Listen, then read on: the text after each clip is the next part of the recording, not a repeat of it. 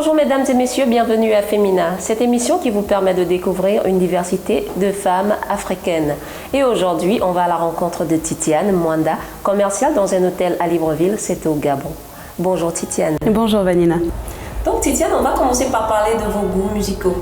J'ai eu le plaisir de chanter en orchestre pendant presque 2 ans de ma vie. Donc je connais pas mal de musique, j'apprécie quasiment toute la musique, mais j'ai une préférence, j'avoue, vers tout ce qui est soft, donc blues, slow, zouk. Pourquoi ce genre de goût? C'est beaucoup plus reposant, plus relaxant, je trouve. Je fais un métier déjà où je gère des plaintes, je gère pas mal de problèmes. Il n'y a pas que le côté positif et relationnel. Donc, j'ai besoin parfois de ce côté assez relaxant. Vous avez un artiste femme préféré qui excelle dans ce genre de musique? Oui, Nanette Kogé. Ah d'accord, Nanette, elle est gabonaise? Oui, elle est gabonaise. Quelle est la chanson, la première chanson de Nanette qui a vraiment donné, disons, qui a fait en vous, qui a causé en vous un déclic afin que vous puissiez avoir cet artiste comme une artiste préférée? D'accord. Déjà, au départ, je l'écoute depuis que je suis étudiante. Elle avait sorti un titre dénommé Oumar Dieng, qui parle un peu de la diaspora, donc des personnes qui ont le rêve de l'Europe, on va dire ça comme ça, des personnes qui partent de l'Afrique pour aller vivre en Europe.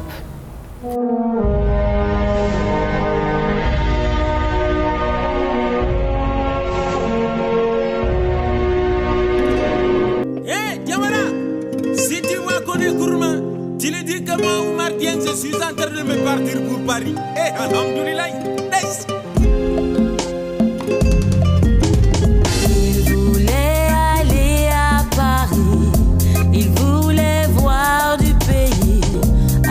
Sa torche et son bouillie pour contrer les mauvais esprits.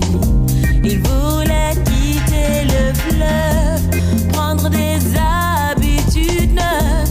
Il a peur de son pays, trop de galères, de guettes ici. Trop de galères, de guettes ici. Laissez-le voir Paris. Si vraiment les gens y pensent que moi, Oumar Dieng, je ne peux pas réussir à Paris, hey, vraiment il a menti quoi. C'est pas vendu mon boulot partout, partout. Laissez-le relever le défi. Vous n'avez rien compris. Avec ou sans votre avis, lui il verra ce pays.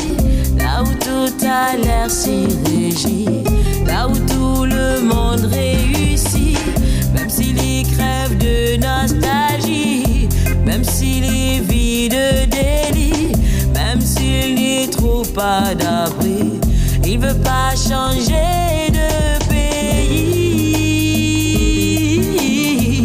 Il veut juste changer son pays. Laissez-le aller à Paris.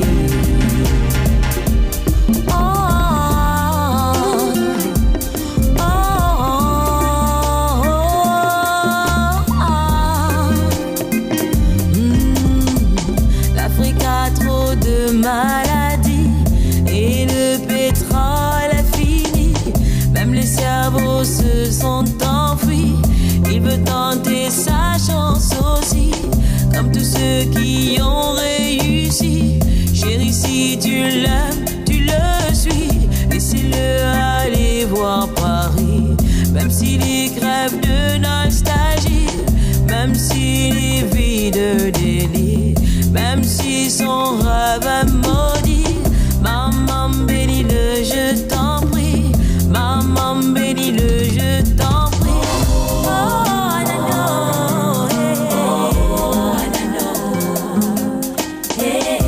Si tu l'aimes, tu le suis. Il veut tenter sa chance aussi. Laissez-le aller voir Paris, même s'il y crève de nostalgie, même s'il y vit de délit. Maman, bénis-le, je t'en prie.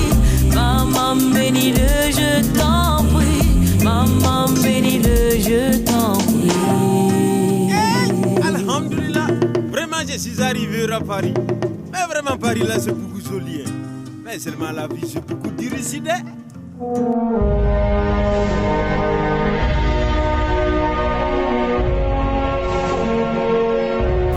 Titiane, au début de l'émission, vous avez dit que vous faisiez de la musique.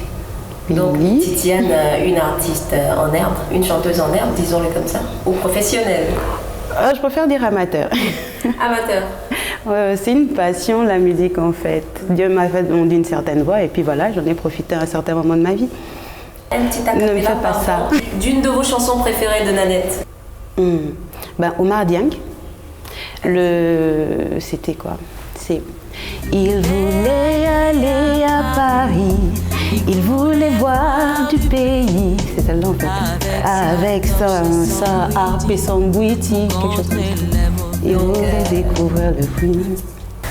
Et une chanson de Nanette qui vous a le plus fait danser, le genre de chanson dès qu'on met au bout de couloir là-bas, Titiane veut danser.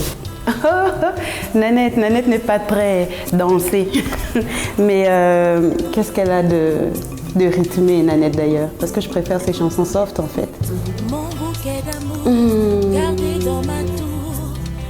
Nanette, j'avoue que de rythmer, rien ne me revient. Mine de rien, ce serait bien la grande que tu commences par rythmer des choses. C'est ça. Nanette, elle n'a pas beaucoup de chansons très très chaudes. Oui, il y a des choses, c'est souvent il y a des rappels traditionnalistes dans ses musiques qui donnent un petit rythme, mais c'est pas un rythme dansant genre. Tu vois ce que je veux dire? Et un morceau de Nanette qui vous parle, qui vous sensibilise et à travers lequel vous voulez peut-être passer un message à la jeunesse africaine qui vous regarde, aux femmes africaines qui vous regardent. Oui, ça va sûrement anticiper sur le sujet qu'on va développer. C'est Sam Sam. Parce que j'ai eu le plaisir de faire les chœurs de Nanette sur un concert. Et j'ai découvert cette chanson que j'ai adorée. Et Sam Sam, parce que c'est tiré de l'album Minga, donc la jeune femme, je pense enfant. Et c'est ça. Donc pendant tout l'album, elle parle du début jusqu'à la fin de la vie d'une femme, donc de l'adolescence jusqu'aux problèmes généraux de femmes dans la maternité. Et Sam Sam, c'est le moment où elle a le plaisir d'avoir un bébé. Donc c'est ça en fait. Dans cette chanson, c'est vraiment, elle déclare sa flamme à son enfant. D'accord, sa joie, disons, elle peut aussi déclarer sa joie au créateur. Oui. Une façon de lui dire merci. Exactement, pour ce don magnifique qu'est la vie. Et Nanette, on a regardé des clips, on a écouté des chansons. Est-ce qu'elle a un clip qui vous a le plus touché? Abou Mezam. Abou Mezam. Abou Mezam. Nanette, tu viendras vous donner la définition ici, franchement, parce que ça sort c'est mieux. De la bouche de Titiane. D'une bilope, il n'y a pas l'accent. Pas d'accent. Mais moi, je ne le dis pas avec l'accent fort. Moi aussi, j'ai envie de dire ça enfant, mais je n'y arrive pas. On va aller regarder le clip de Nanette sur Abou Mezam.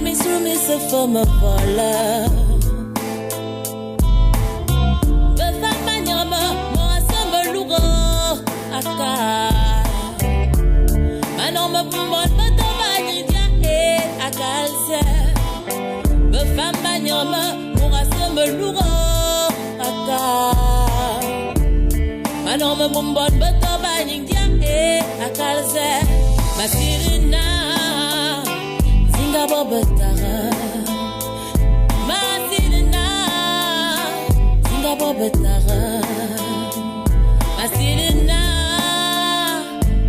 Batara, Masilinda, Singapore, Hotel.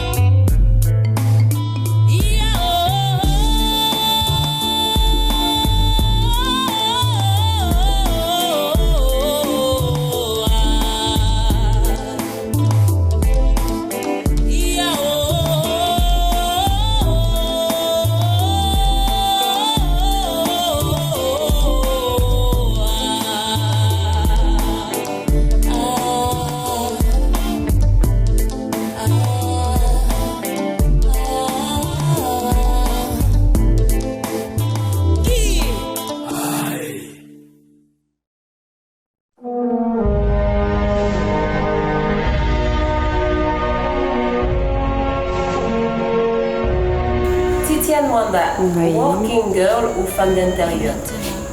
La fusion des deux? La fusion des deux. Working girl et femme d'intérieur. Je ne peux pas dire ça. Donc, femme d'intérieur, ça inclut la cuisine. Exactement, oui. Et la gourmandise aussi? Aussi. Mais déjà, en tant que maman, en général, on est un peu gourmande parce qu'on veut faire découvrir des saveurs à nos enfants. Et les enfants, en général, il faut titiller, que ce soit le regard. Parce que moi, les enfants, compliqués, hein. Ils mangent tout, mais il faut que ce soit beau. Il faut que ce soit coloré. Donc, souvent, il faut tout faire pour attirer les regards et puis donner envie aux enfants de manger, en fait. Et vous-même, votre plat préféré? Les feuilles de manioc. Ça paraît bizarre peut-être parce que dans l'hôtellerie en général, surtout nous en Afrique, on est très occidental. On fait beaucoup de choses à l'occidental. Entre-temps, on a notre cuisine. Nous, heureusement, ici, on propose quelques plats locaux. Mais moi, je suis très du terroir. Quelle est la recette que vous ferez les yeux fermés? Venant sans dans la livre de cuisine. Et on va dire que plat africain en général, j'ai un livre de cuisine. Pour tout ce qui est ndolé, poulet DG et compagnie, maintenant plat gabonais, je vais vous faire découvrir peut-être un peu. On a un plat qui s'appelle le nkumu dans le sud. Ce sont des feuilles typiquement locales qu'on coupe très finement et qu'on cuisine en général avec du poisson fumé, des crevettes séchées et des champignons séchés. C'est excellent. C'est excellent pour la santé? Également, oui. Ah d'accord, quelles sont les vertus? Ah là, je ne saurais pas vous dire. Mais en tout cas, c'est sûr que pour le transit, c'est très bien. Oui, justement, c'est ce que j'allais dire parce que j'ai consommé du goût plusieurs fois souvent avec le transit. Exactement. On sort un peu du cadre du plat, on va aller en matière de boisson. D'accord. Boisson préférée? L'eau. Oui, la meilleure boisson. Ça peut paraître bizarre, mais c'est vrai, l'eau. C'est celle que je bois le plus. Je ne suis pas trop boisson gazeuse et encore moins alcool. Donc, l'eau. C'est juste votre préférence. Oui, c'est vraiment ma préférence. Tidiane, je vois que vous avez un travail très prenant, mais vous prenez quand même le temps de vous divertir. Oui, encore heureuse. Oui. De quelle manière? Lecture, telenovelas, comme toutes les femmes. Non, je dois être une femme bizarre. Je suis pas très novelas, non, du tout, du tout. Au contraire, j'aime bien faire tourner mon cerveau. Donc souvent, je retrouve des amis, tout simplement. On fait la fête ensemble, oui, mais de là émergent des idées intéressantes. Donc il y a ça, j'aime bien marcher. On parlait de sport tout à l'heure. On a une petite forêt pas loin que je ne citerai peut-être pas. Oui, exactement, j'adore marcher. Et bah non, il y a accompagné. Entre autres. Et l'avantage, c'est qu'on peut y aller, il y a des guides, on apprend aussi les vertus des plantes, pour dire qu'on en apprend à chaque fois. Et j'aime bien y aller avec les enfants, c'est très instructif. Vous parliez de lecture. Oui. Qu'est-ce que vous lisez? Un peu de tout, que ce soit des thrillers. La preuve, le dernier livre que j'ai lu, c'était Le Parfum de Patrick Suskind. Ça parle d'un assassin, d'un tueur en série. Oh. C'est pour vous dire. Voilà, c'est pour vous dire que rien à voir avec mon quotidien. Mais c'est un assassin hyper intelligent, donc c'est assez particulier comme livre, mais je recommande néanmoins. Ça, c'est le dernier livre que vous avez lu? Oui. Votre livre de chevet? En ce moment, c'est Marketing 4.0. Waouh. Donc, très technique et très professionnel. 4.0. Là, on est dans le domaine professionnel. Lorsque vous voulez vous évader, lorsque vous voulez passer un bon moment avec un bon livre. À part la Bible, je change de livre tout le temps, Vanina. Tout le temps. Je lis souvent parce que c'est vrai que ça permet de s'évader et de se faire son petit monde.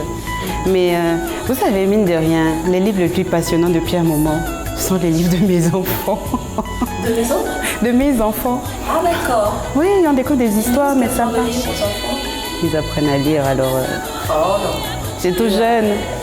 Oui. Version école conventionnelle. Vous avez déjà assisté à un vernissage de peinture? Oui, on en fait d'ailleurs certains ici dans l'hôtel que je représente. Racontez-nous un peu comment ça se passe. Déjà, je vais parler un peu du milieu artistique parce que les peintres, tout comme les photographes, c'est un peu difficile de leur côté. Donc pour eux, c'est une aubaine que nous leur proposions un cadre, déjà, juste ça, un cadre gratuit pour pouvoir exposer leurs œuvres. On invite quelques médias, on fait un petit cocktail et puis on essaie de les mettre un peu en avant. Parce que essayer de vendre la culture, c'est aussi essayer de nous vendre à travers eux. Et les peintres, ils savent peindre, mais plusieurs ne savent pas se vendre. Où est le divertissement dans le fait de... Parce que moi, franchement, personnellement, je ne dirais pas, on parle de vous et l'attention est calée sur vous. Oui. Comment est-ce que vous arrivez à vous divertir juste en regardant comme ça des fresques que des peintres ont fait? Parfois, j'y comprends rien. Parfois, j'y comprends rien. Mais je suis amie à pas mal de peintres, donc en général, moi, quand je ne sais pas, je demande. Donc, je demande d'expliquer, d'essayer de comprendre l'âme de la toile, parce qu'après, quand je la vends, quand un client me pose la question, je dois être capable de répondre avant de l'orienter vers le peintre directement. Donc, je demande. Moi, tout simplement, je demande. C'est vrai que j'ai déjà été à des vernissages, mais je ne dis pas que je comprends tout ce qu'ils font, hein, les peintres, parce que parfois, ils ont leur univers, mais leur univers. Et j'en ai vu pas mal des univers, mais c'est toujours très intéressant. Tidiane, nomade ou sédentaire? C'est vrai que je voyage un peu moins depuis que je suis maman. C'est pas le même budget de voyager avec la tribu, mais j'adore les voyages, oui. Les pays que vous avez déjà visités, particulièrement en Afrique? Je ne suis pas fière de le dire, mais je ne connais pas beaucoup l'Afrique. C'est que récemment que j'ai commencé à voyager en Afrique. J'ai fait une belle découverte, le Sénégal. Je suis tombée amoureuse de ce pays. J'y suis allée et ça m'a... C'est une autre mentalité, c'est une autre manière de faire, c'est d'autres personnalités. Et franchement, j'ai adoré. On a une filiale également à Dakar, donc c'était un plaisir d'aller voir mes collègues. Et c'est autre chose, vraiment autre chose. Titiane, une femme aux multiples facettes. Oui. Vous êtes dans des associations. On va dire que je fais partie d'une association qui s'appelle Femmes de Savoir et on mène des actions pour aider les femmes parce qu'on constate que beaucoup de femmes posent des actes par ignorance en fait.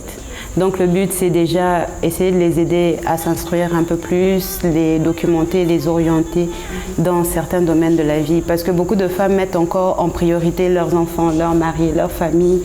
Entre-temps, il faut qu'elles comprennent que leur priorité c'est elles. Parce que si elles ne vont pas bien, leurs enfants, leurs maris et leur famille n'iront pas bien. Les aider à s'épanouir un peu. Exactement, de manière à ce que cet épanouissement déteigne sur l'entourage. On va encore aller se faire plaisir en musique. Avec plaisir. Une chanson qui traîne dans votre tête, qui vous fera plaisir là, maintenant. Oui, donc un titre de Shadé. Shadé Adou. Exactement, Suite Estabou. On y va avec Shadé Adou.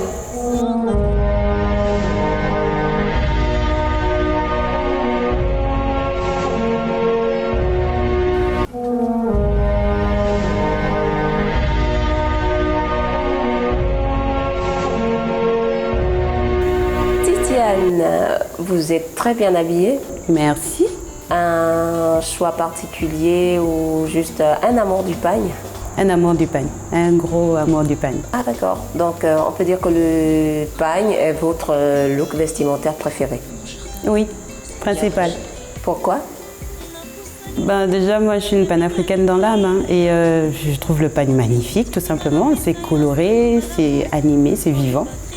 Titiane, c'est vrai qu'en ce moment on voit un peu partout, même dans des clips musicaux, le pagne qui revient comme ça en force avant, ce qui n'était pas le cas pour une certaine génération.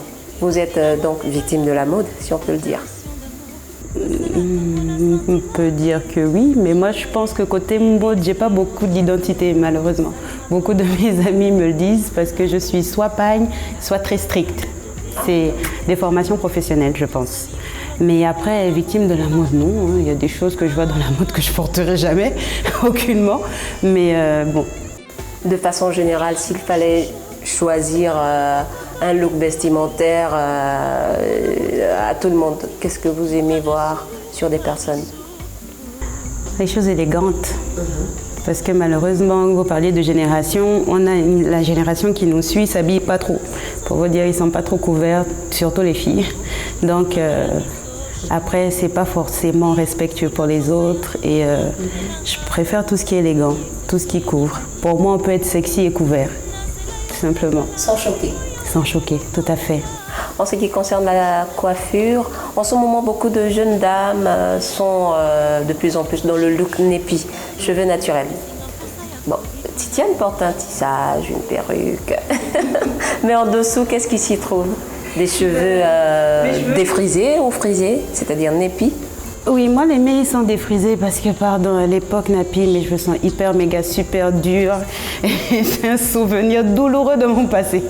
Donc retour au naturel, pour l'instant je le laisse aux autres, mais pourtant je suis pas chauve en dessous, j'ai les cheveux assez longs, mais on va dire que les tissages protègent aussi. Maintenant, on scrute le visage de Titiane parce que mes yeux sont des loupes. Je vois un maquillage très sobre, très propre. Juste vous. Titiane, victime du make-up? Non, du tout. Juste au cas où. Exactement. Professionnellement, déjà, il faut bien présenter face aux clients parce que l'image vend. Oui, c'est une réalité, l'image vend beaucoup. Donc, à part ça, non, juste un maquillage léger et subtil. Je continue à guetter, pour mes chers téléspectateurs et toutes ces jolies dames qui regardent Titiane Mwanda. Et je vais un peu plus bas, je vois des talons. Oui. Talons ou chaussures basses? Je suis plus chaussures basses, mais professionnellement, talons. Parce qu'exactement, il y a une tenue professionnelle et puis je ne m'habille pas de la même manière à la maison. Ça dépend, j'adapte mon style aux endroits où je vais, aux circonstances. Lorsque vous sortez le soir, vous n'aimez pas comme ça arborer une jolie boute, une jolie paire d'escarpins? Plus chaussures d'âme, donc soit escarpins, boutes, non. Plus quand j'étais étudiante, ça. Plus maintenant. Maintenant, je suis plus escarpins, chaussures de dame, tout simplement. Surtout quand je sors galamment accompagnée, il faut représenter. Je continue à scruter Titiane Mwanda et je regarde ses jolis ongles naturels. Bien. En ce moment, on voit qu'avec l'avènement de la mondialisation, de la mode, de la modernité, toutes les jeunes femmes, lorsqu'elles vont faire la pédicure ou la manicure, elles ont tendance à se coller des ongles. Moi, j'en ai pas besoin. J'ai des ongles naturellement longs, durs, donc qui cassent pas vite malgré la lessive, la vaisselle et tout le reste. Mais donc voilà, j'en ai pas besoin. Je laisse le soin à ma coiffeuse de choisir les couleurs. Je lui fais confiance. Elle me connaît assez bien pour toujours choisir. La coiffeuse ou l'esthéticienne, elle a très bon goût pour les couleurs parce que ça vous va à ravir. Merci. Parlez-nous des faits négatifs dans votre travail. Fait négatif, on va dire qu'en tant que commercial, déjà on représente notre marque. Donc c'est vrai que lorsqu'il y a des félicitations, on est toujours content de les recevoir, mais lorsqu'il y a des plaintes aussi, c'est nous d'abord, parce que c'est nous qui sommes au contact direct du client. C'est nous qui vendons le produit au client. Donc on doit garantir une qualité de service. Et lorsque le client ne l'a pas, c'est sur nous que le client tombe. Et là, la plainte la plus négative, la plainte qui vous a le plus touché? Je vous avoue que le plus souvent, les plaintes qui touchent sont celles dans lesquelles on ne se sent pas concerné. Parce que lorsqu'on sait qu'on a donné le meilleur pour un client et que le client le balaie d'un revers, là, ça fait mal. Ça, personnellement, ça c'est plus moi. Lorsqu'on sait qu'on a déconné sur un point, on sait le reconnaître et ça, c'est moins touchant.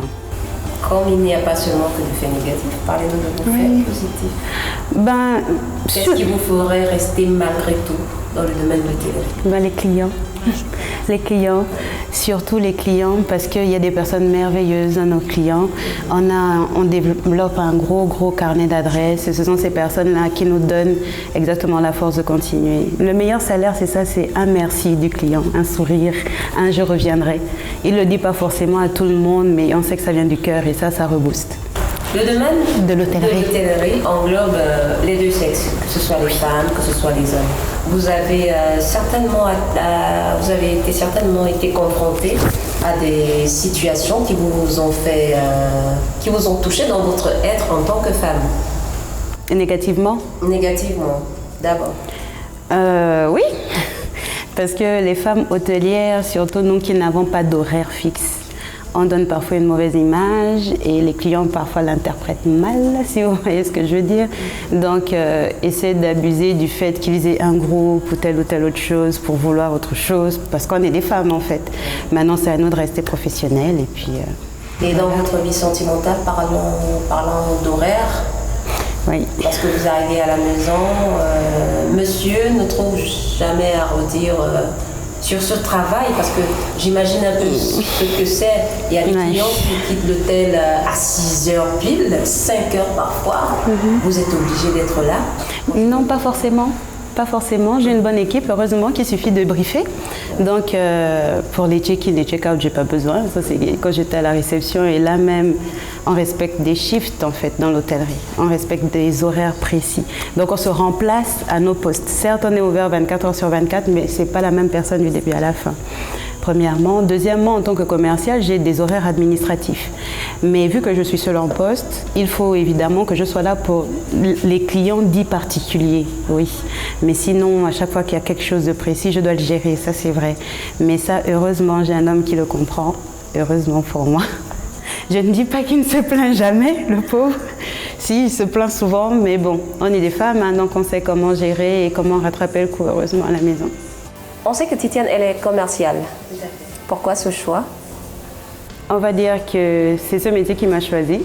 Ah d'accord, et c'était quoi le premier choix? Mais vraiment rien à voir avec ce que je fais aujourd'hui. À la base, j'ai un bac D, j'ai une formation en biologie, donc rien à voir avec la vente. Et en quoi consiste le métier de commercial?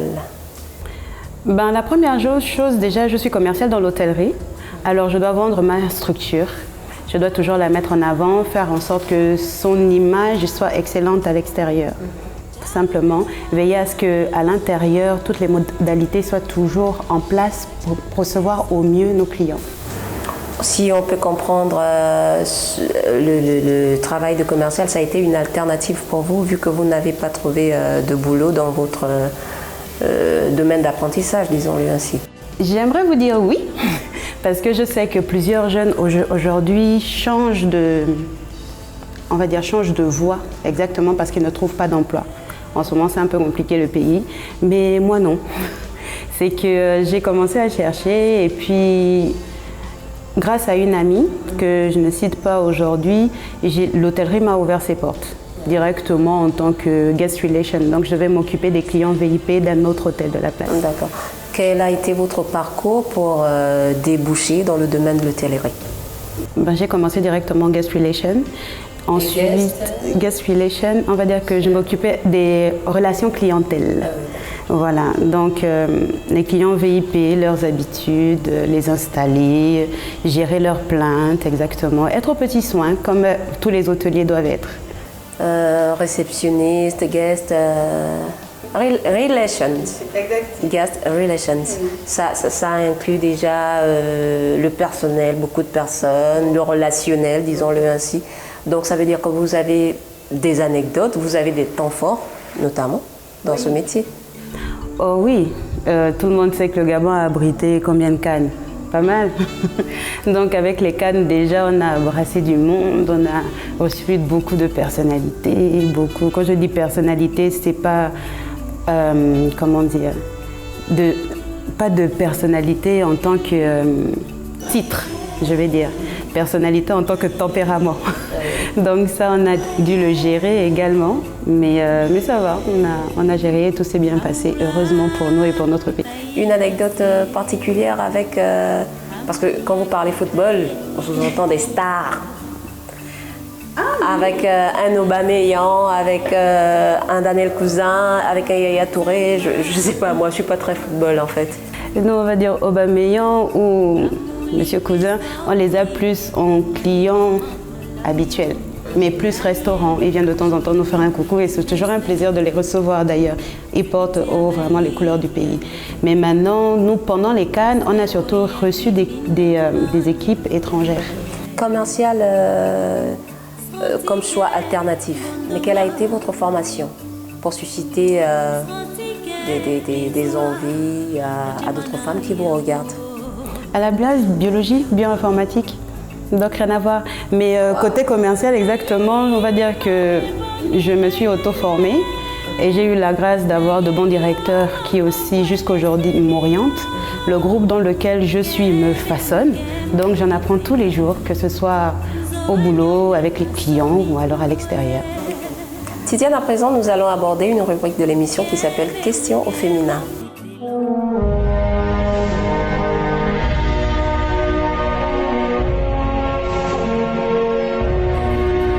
Aujourd'hui, on va parler de la stérilité. On remarque dans des couples, lorsque la stérilité sévit, disons-le comme ça, la femme est la première personne indexée. Oui, tout à fait. C'est vrai que c'est malheureusement le cas. Pourtant, l'infertilité dans un couple, normalement, et le résultat peut venir de l'infertilité de l'homme comme de l'infertilité de la femme. Mais dans notre société africaine, on indexe beaucoup la femme, oui. Pour nous, c'est toujours de sa faute. C'est de sa faute. Et pourquoi? Là, c'est culturel. C'est culturel. En Afrique, lorsque la stérilité est déclarée du côté de la femme, on a tendance à demander à l'homme de trouver comme alternative un deuxième bureau, histoire d'aller faire un enfant dehors, disons-le comme ça. Est-ce que si c'était le cas avec l'homme, cet homme accepterait que sa femme aille voir ailleurs juste pour une certaine progéniture? Je ne pense pas que l'homme accepterait.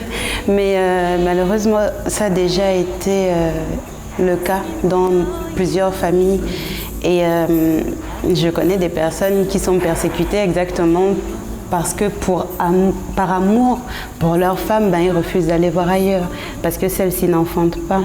Mais là exactement, on parlait d'association tout à l'heure, on veut en lancer une. Et celle-là aura pour but en fait de démystifier, on va dire, ce problème de fertilité chez la femme. Il y a des problèmes, il y a des moments c'est purement psychologique. Lorsqu'on est longtemps persécuté, on finit par accepter des choses et le mental joue beaucoup sur le physique. Donc il faut réussir à déjà dépasser ça. Maintenant, pour revenir sur la question, moi personnellement, je ne pense pas que je l'accepterais et mon homme le sait. Donc c'est une petite menace en passant. Et vous accepterez que votre homme aille voir ailleurs? Je ne pense pas parce que non, il y a beaucoup de palliatifs. Et c'est pour ça en fait qu'il faut informer les femmes. Il y a beaucoup de femmes qui subissent ces situations parce qu'exactement, elles ignorent pas mal de réalités. Elles ignorent pas mal de réalités, elles ignorent pas mal de solutions qu'on peut proposer, outre le fait de dire à monsieur d'aller voir ailleurs. Parmi tant d'autres, quelles solutions? Déjà, ici, on ne fait pas ou très peu ou encore très mal la fécondation in vitro parce que le problème de fertilité chez la femme, en général, c'est deux problèmes. Soit c'est ovarien, soit c'est, c'est un problème au niveau de l'implantation, au niveau de l'utérus. Donc, lorsque c'est un problème d'implantation, on peut faire la fécondation, donc prendre l'ovule de la femme, le spermatozoïde du monsieur, mais vraiment de votre mari, déjà faire la fécondation et l'implanter quand le problème est le fait que le fœtus n'arrive pas à s'implanter. En fait, lorsque le problème de stérilité est ciblé, vous voyez, à chaque fois on peut faire une proposition. Là, c'est vrai que je parle d'implantation in vitro. Là, c'est quand l'œuf ne peut pas s'implanter. Là, ce serait pour un problème précis côté stérilité. Mais parfois, vous n'avez pas d'ovulation. Dans ce genre de cas, la solution peut être hormonale. Donc après, il faut réussir à savoir pourquoi la dame n'arrive pas à enfanter. C'est pas un sorcier du village qui a mangé ses embryons, ou bien non, pas forcément. Parce qu'en fait, oui, c'est souvent ça. C'est que sa famille, là, personne n'a les enfants là-bas. Oui, on est comme ça, malheureusement. Et nous, après, les jeunes filles, quand ça rentre dans la tête, on y croit. Et puis ça a des répercussions physiques également. On parle de procréation in vitro. Après, c'est des moyens financiers et tout le monde. Et c'est pas à la portée de tout le monde. Est-ce que c'est pas mieux de trouver une alternative plus facile, à la portée de tout le monde? Après, souvent, l'alternative la plus facile, c'est de prendre l'enfant de la tante, adopter d'une certaine façon. Oui, mais nos adoptions sont parfois ingrates dans nos familles africaines. Il y a plusieurs personnes qui ont pris à la naissance des enfants, les ont élevés, chéris, comme si c'était les siens, mais qui plus tard, voilà, on sait comment la même tante qu'on a voulu aider nous parle lorsque son enfant est devenu ingénieur. En fait, pour être mère, je sais qu'un enfant issu de soi ou alors issu de nos combats, c'est pas la même chose que lorsque c'est l'enfant d'un autre qu'on prend. Je suis pas contre l'adoption, vous voyez, mais je préfère limite adopter l'enfant d'une inconnue. On sait que celle-là, elle ne nous sera pas redevable, au contraire, elle sera toujours reconnaissante. Mais la famille africaine est ingrate, désolée, mais c'est la stricte réalité. Parlant toujours de maternité, les femmes infertiles sont souvent taxées d'être en manque d'instinct maternel, elles sont taxées de sorcières. En fait, pour moi, l'amour maternel n'a rien à voir avec la procréation. Parce qu'il y a des moments, même je suis une grande sœur, j'aime mes petites sœurs comme si je les avais faites. D'ailleurs, il y a des moments où je me dis avec ma propre mère pour mes sœurs, c'est pour vous dire. Donc, pourtant, je ne les ai pas faites. Il y a un instinct en chacune des femmes. Pour moi, lorsqu'une femme est méchante, comme on dit aux yeux de la société, il y a autre chose derrière. Elle ne l'est pas instinctivement. Instinctivement, une femme est bonne envers les autres.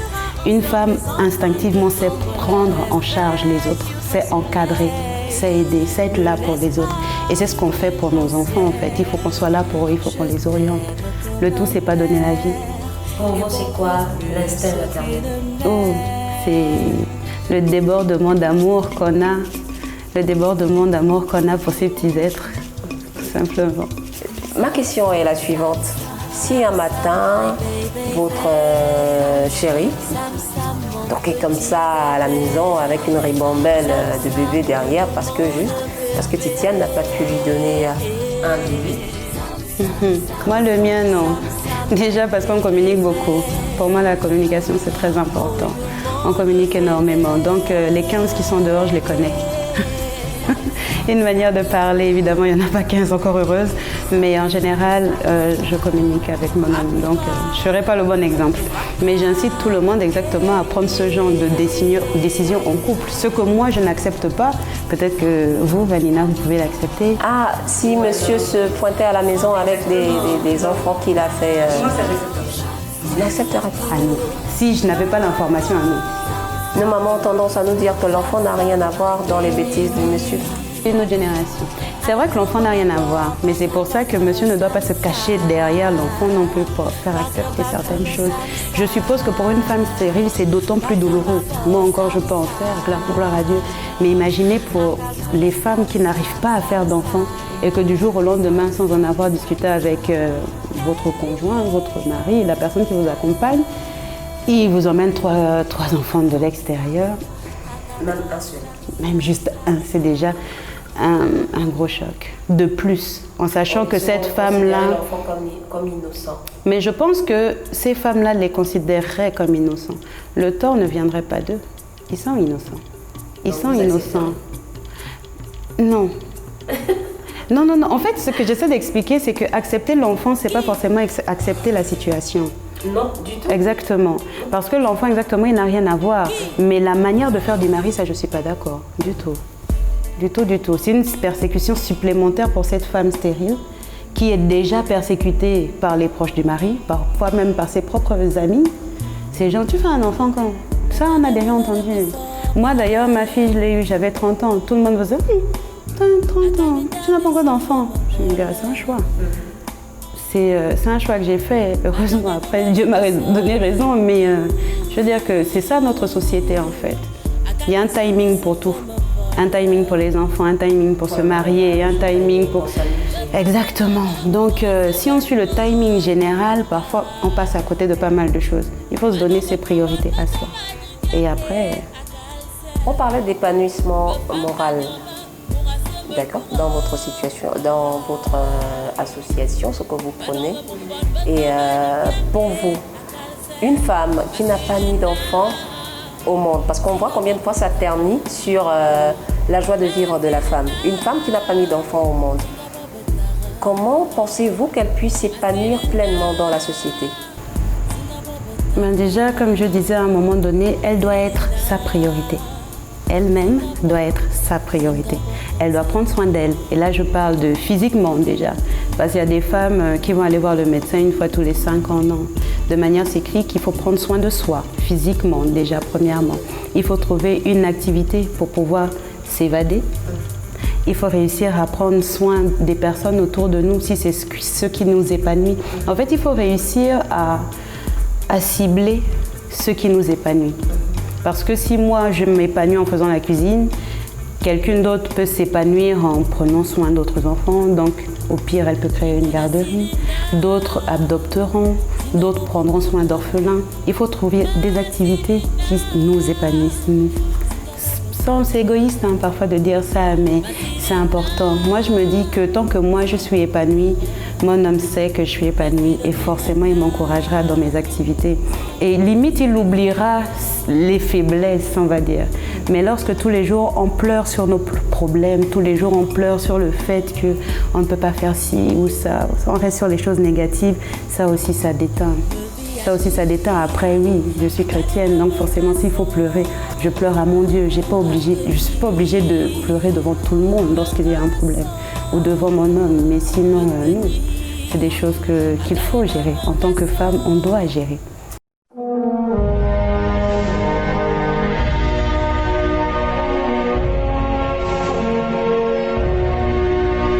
Titiane Mwanda. Avec toi, j'avais appris à pardonner. Avec toi, j'ai découvert une vie nouvelle. Avec toi, j'ai connu la paix, l'amour et le bonheur. avec toi. Je suis si bien.